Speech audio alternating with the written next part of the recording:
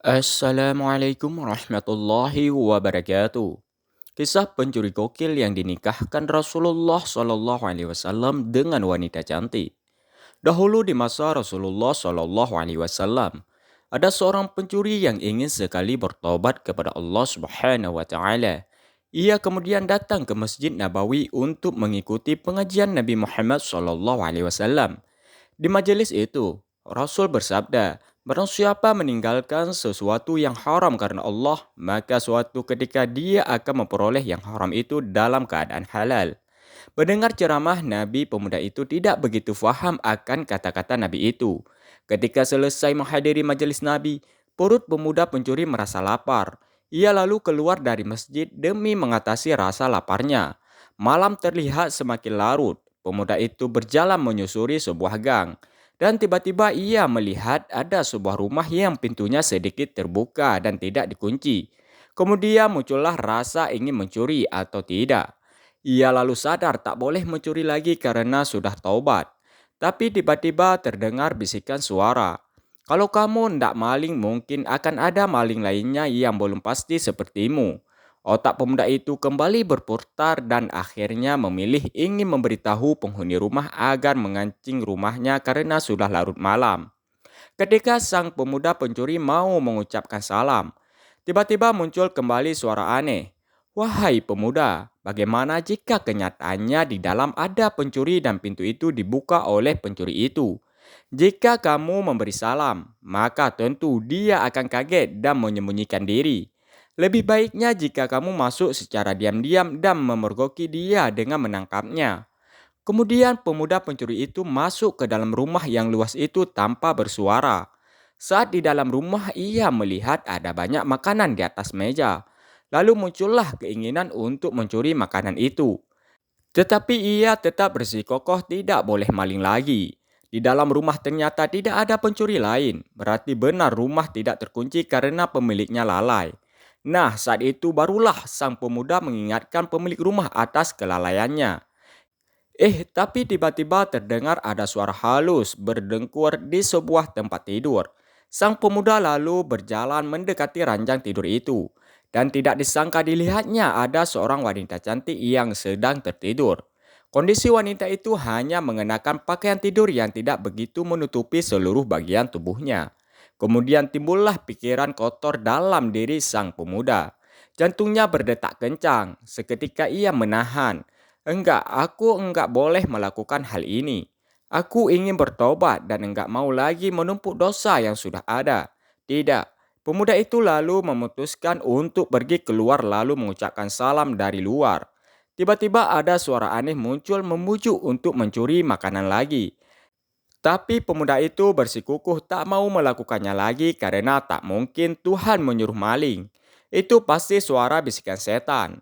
Dalam hatinya berkata, "Celakalah diriku kalau ada seseorang di luar melihat kelakuanku. Aku harus segera keluar." Pemuda itu lalu bergegas keluar dari rumah wanita cantik. Dari luar rumah si wanita, pemuda itu lalu mengutuk pintu dengan cukup keras dan mengucapkan salam. "Assalamualaikum." Suara salam terdengar serak-serak menakutkan. Pemuda itu juga khawatir dengan suaranya yang aneh itu. Tanpa basa-basi entah wanita pemilik rumah dengar salam atau tidak.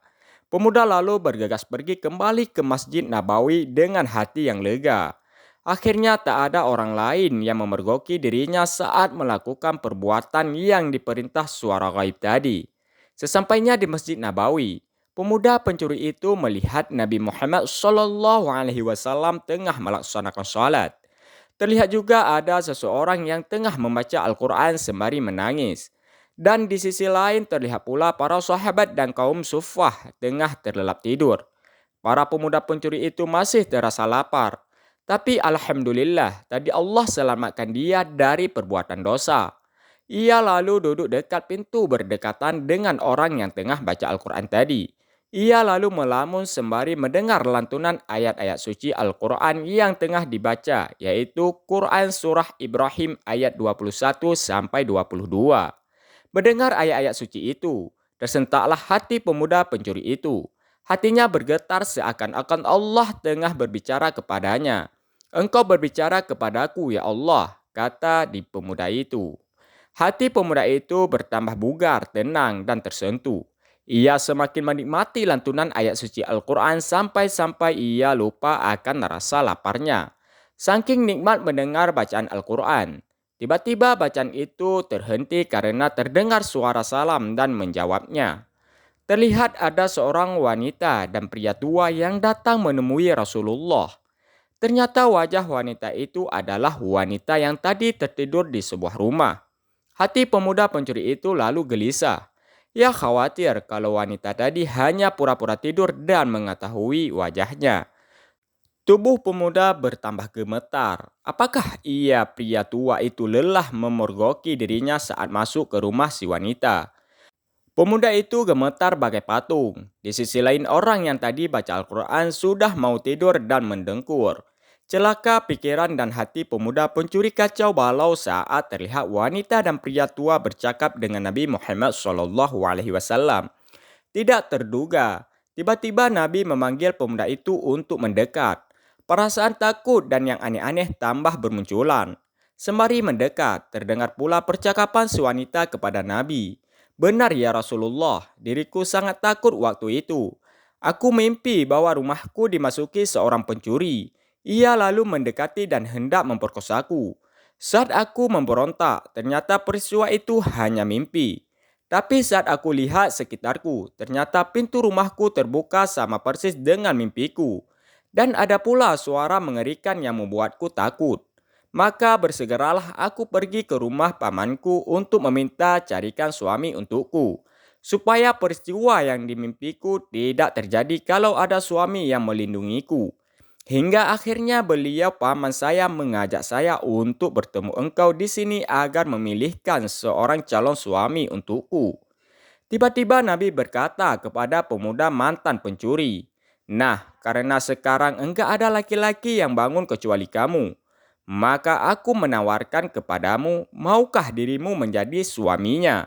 Sontak terkejut pemuda itu atas tawaran Nabi. Betapa bahagianya ia dapat istri wanita cantik itu. Dengan senang hati ia lalu menganggukkan kepala isyarat setuju. Kemudian setelah sholat subuh, barulah Nabi Muhammad meminta kepada para sahabat untuk menggalang dana donasi untuk mas kawin dan acara pernikahan pemuda mantan pencuri itu. Subhanallah, itulah sebuah keberkahan bagi diri si pemuda mantan pencuri karena berani meninggalkan sesuatu yang haram semata-mata karena Allah Subhanahu wa taala. Benar apa sabda Nabi, kalau mau meninggalkan yang haram-haram, maka pasti nanti akan dapat yang tadinya haram jadi halal. Subhanallah, semoga kisah ini bermanfaat. Wallahu a'lam bishawab.